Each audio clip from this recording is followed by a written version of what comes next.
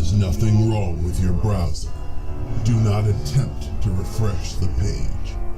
We are now controlling all that you see and hear. We control the horizontal and the vertical. We can delude you with 1,000 videos or expand one single frame to crystal clarity and beyond. We can shape your vision to anything our imagination can design. We shall control all that you perceive until we see fit to release you. You are about to experience the depths of depravity that reach from the folly of human pursuits to the deputy of common sense. Please stand by.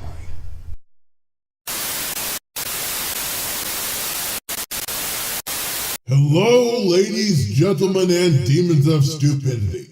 It is I, Alistair Crowley III, Deputy of Common Sense, and your pessimistic purveyor of political punditry. As I'm sure you've realized by this point, I'm not really on anybody's political side. I'm not on your side, and I'm not on their side. In fact, I enjoy subverting expectations of what a skeptic channel really is. You'll find Mr. Atheist-style responses to religious nuts here, as well as Magog-style mocking of retarded feminists and social justice activists. However, while I might agree with some points on the right and some points on the left, I don't really seem to take a strong political stance on anything. The closest I came was with the Kavanaugh video, where I stated that he was likely not a rapist. And even then I said he shouldn't be a Supreme Court justice. The reason I don't claim a definite side is because I'm not altogether on anybody's side. And the reason for that is that nobody is altogether on my side. That being said, I do have a side. And my side is that I hate both existing sides. I really wish people would wake up and realize that both the left and the right aren't simply sprinkled with rotten apples here and there. No, the entire orchard is infested with parasitic fungi, nasty, life-draining little mushrooms that are sucking everything good out of them to feed their own political agendas. People say, choose a side. One is obviously better than the other. Well, those people are wrong. Both sides are infested with parasites, and they will eventually be consumed by them. Plus, no matter which side you pick, you remain as the enemy. Nobody cares about facts or truth, only their own petty little squabbles, vendettas, and personal bigotries. The truth is that truth is an illusion. If I'm to be made a villain, then I'll be serving my own agenda, not somebody else's. I'll forge my own path, free of outside influence. Picking a side is like boarding a sinking vessel. Either way, you drown. And I refuse to go down with either ship. I choose to make the only possible real choice, and that's not to choose. My destiny is mine to choose. Let me explain a few things to you. There are 5 things in this world I hate above all else: authoritarianism, dogmatic ideas, fear-mongering, ideological sheep, and people who are absolutely 100% convinced that they have the only right answer. People who have these traits drive me insane. They drive me cuckoo for Cocoa Puffs. That's why I fight so hard against religion and social justice. Those two ideologies embody everything that I despise. They have dogmatic ideas which they seek to enforce in an authoritarian manner. They spread their ideas through fear and shame. They follow every single idea regardless of merit. that is spewed forth from the carnivorous maws of their pathetic little leaders. And they are absolutely 100% convinced that they are the only ones with the right answers. Let me explain something to anyone who watches this. You are a fallible human being. All of you are fallible human beings. You don't have the right answers. In fact, in 500 years, most of what you think is moral, most of what you think is correct, most of what you think is the proper way to do things, all of this will be considered ludicrous. In 1,000 years, if we're even still here, our society, the one we live in right now in 2018, will be considered as backwards as African natives look to the first Europeans who visited them. Do you really think any of our primary philosophies will stand the test of time? Do you really think the people of the year 3000 will be using pieces of paper and metal to ensure that people do their jobs? Will people even have jobs? If your answer is, of course, the only alternative is socialism, then you are an idiot. Wrong. You fail. Thanks for playing. Pick up your consolation prize. It's a reality check. Do you really think that religion will be around in 1,000 years? Do you think we'll still have flat earthers when we can visit Mars? Do you think that climate change will be considered a myth after we've wrecked our planet, after we've proved 100% that it exists? After we've effectively demonstrated its effects on the world? Hell, do you think democracy will even still be a form of government? Will there even be a government? Do you think that Britain and the United States will still be countries? Will there even be countries? Will human life even exist anymore? We don't know. What we do know is that human society will be fundamentally different than it is now. We might live in a society run by machines. We might be machines, having integrated our minds into machine bodies so as to achieve mankind's ever-present dream of immortality.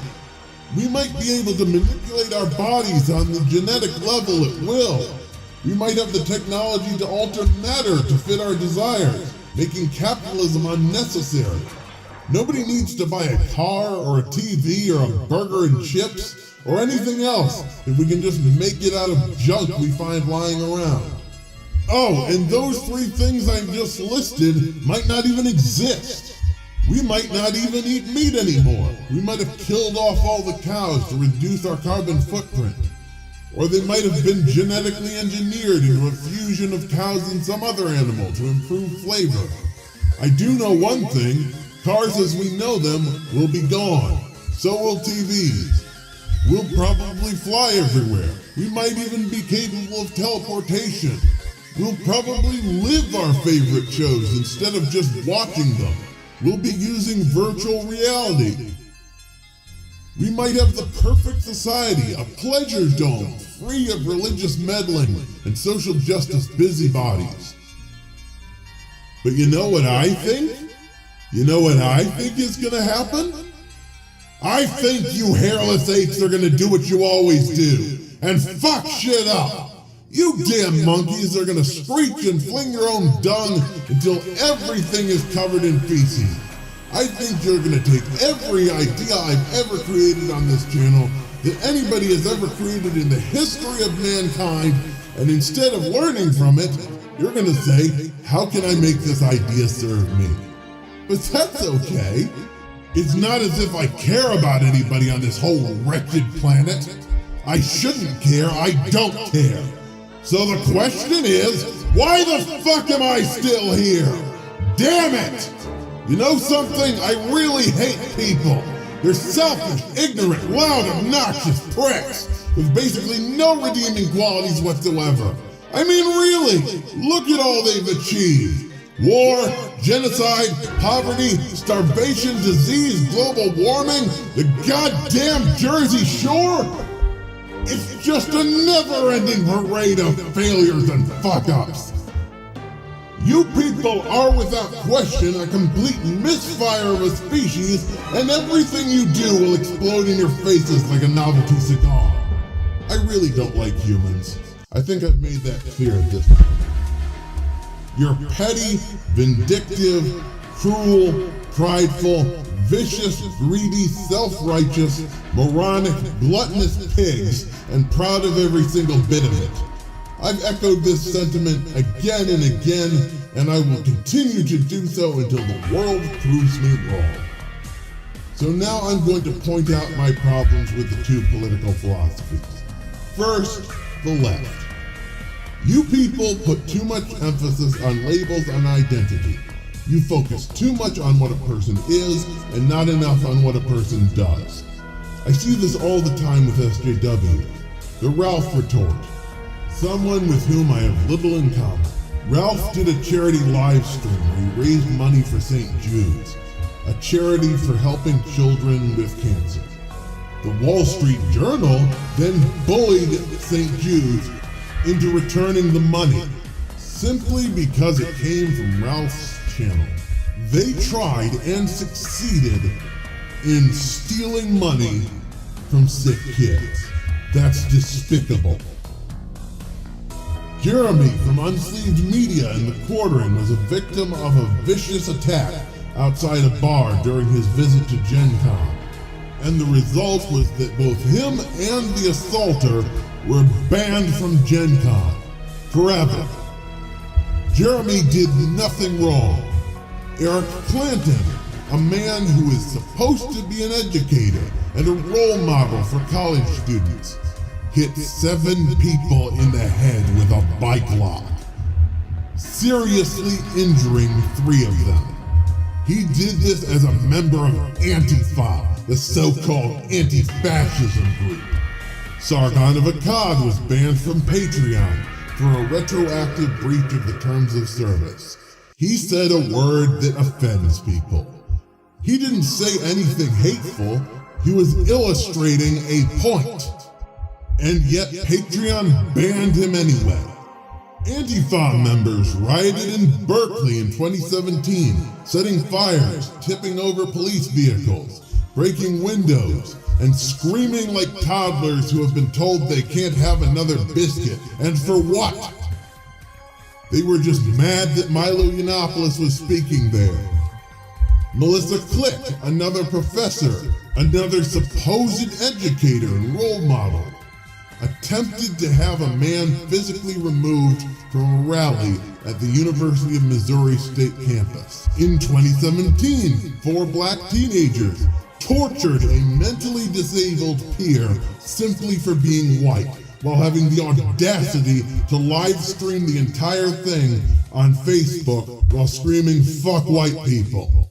Maxine Waters, a California U.S. representative, a person who should show dignity, honor, and integrity as a leader, supported the ousting of Sarah Huckabee Sanders from the Red Hen, a restaurant where Sanders was eating, saying that we should harass members of the Trump administration, that we shouldn't extend the hand of friendship to our opponents, and that we should chase them from any place that we see them. By the way, I'm using the figurative we here. I have no allegiance with the left, none whatsoever. Our final examples are Count Dankula and Tommy Robinson. Count Dankula was arrested, tried, and convicted for a hate crime in Britain simply because he played a joke on his fiancée. He taught his pug to do the Nazi salute because he thought it would horrify her, and that makes him laugh. He wasn't doing anything hateful. He was just playing a prank. Tommy Robinson is a defender of Britain against the Islamists who try so hard to tear down everything we've built. Tommy is an outspoken critic of Islam, and the British government has been trying to silence him for years. He has been arrested, thrown in prison where he was beaten half to death, banned from multiple social media platforms, slandered in the press, and now they're trying to throw him in prison again. And yet he fights on. These are all horrible examples of the brutal tactics of the modern left. You can Google any of these and read more about them yourselves. This is how the left operates. They are violent, dishonest, fear-mongering authoritarians. You people say you want tolerance? Don't make me laugh. You say you want to help people? What an absurd notion. It really is rather ridiculous. Your refusal to face reality, content to sit on Mount Olympus and judge us from your ivory towers, your conviction that you have all the answers, your perpetual fight against imaginary enemies such as the patriarchy and paper tigers such as white supremacy, reveals the depths of your hubris and your insanity. There's only one truth here. You don't fight for peace. You don't fight for justice, social or otherwise. Your social justice is fascism, masquerading as morality. You don't believe in justice. You've never believed in justice. You are simply another group with yet another tyrannical ideology. You are no different than any other moral crusader throughout history. You never really left the Christianity you were raised in. You're still in the Matrix. You never left. Now for the right. The right possesses every trait that I just complained about the left having. They are selfish, dishonest, moralizing, authoritarian twats who are completely convinced of their own superiority. I could go into the racism, sexism, and homophobia that has been the purview of the right throughout history and how it still embodies a lot of their ideologies today. And I will discuss those things a little bit, though not from the lens you might expect. First, we need to discuss the most important flaw of the right. The right deny science. Whether it be Muslim, Jew, Hindu, Christian, or other, the right-wing sects of these ideologies are vehemently opposed to science. They are against stem cell research. They do not believe in evolution or climate change. Some of them don't even believe in modern medicine. Some of them still believe that the fucking earth is flat. They believe in antiquated concepts such as original sin, and they project those perceived sins onto everyone who is different than them. Examples include gay and trans people, atheists, other religions, etc. They are not simply content to live and let live. They insist that everyone follow their God's teachings, regardless of whether they believe in said God or not. And everything that they know about the world is gleaned from Bronze Age myths that have no basis in fact, scientific or otherwise. I'm sorry. I hate to break it to you. Actually, I don't, but regardless, God isn't real. Jesus isn't coming to save you. You are not going to heaven, and I am not going to hell. You are going into a box in the ground where you will be eaten by worms until you decompose.